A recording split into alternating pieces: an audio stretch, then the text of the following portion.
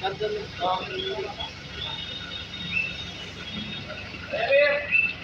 ini sini. Pak, gimana rasanya ketangkep habis kabur? Jauh banget Pak sampai ke Kalimantan Pak.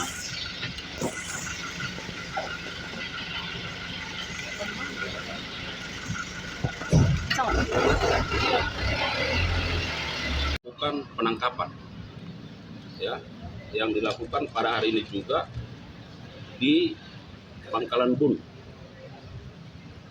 Kalimantan Selatan, Kalimantan Tengah, ya. Kami ulangi, di Pangkalan Bun, Kalimantan Tengah. Nah, setelah penyidik mendapatkan informasi, maka beliau yang bersangkutan diamankan dan dibawa ke Kejaksaan Agung melalui Surabaya.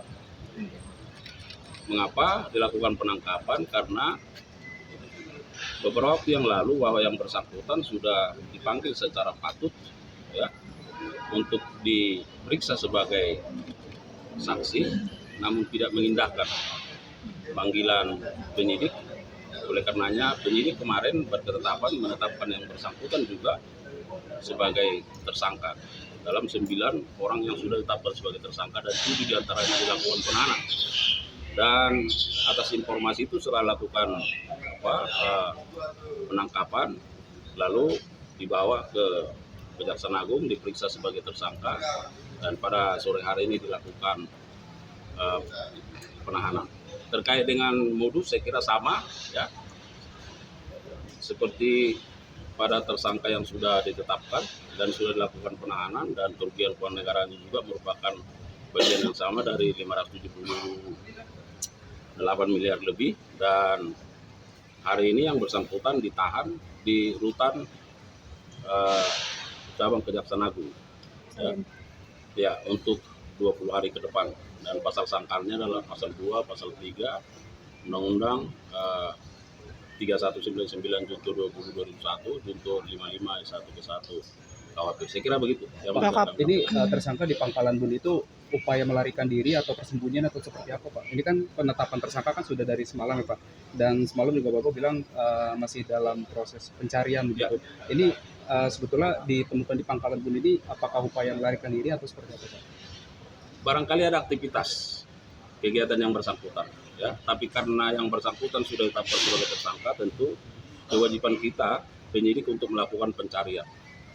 Dan setelah dikumpulkan informasi bahwa yang bersangkutan ada di Pangkalan Bun sehingga diamankan. Peran tersangka ini seperti apa, Pak? Sama seperti 7 ya,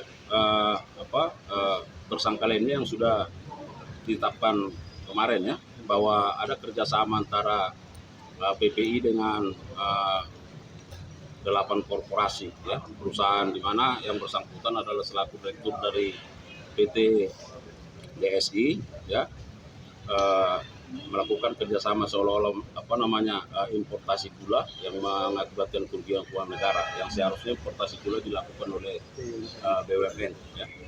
Untuk satu buron lagi itu Pak, itu kan masih ada satu. Apakah dari Kejagung sudah meminta pencekalan ke imigrasi untuk menghindari lah supaya mereka kabur ke luar negeri gitu Pak? Ya, kepada yang bersangkutan sudah dilakukan pencegahan, ya, supaya tidak bepergian ke luar negeri. Pak, kalau dari pihak PT Andal Produk itu gimana Pak? Kan yang ingin melakukan impor gula yang jumlah 102.000 ton ini Pak, itu apakah sudah ini akan ditetapkan tersangka atau setelah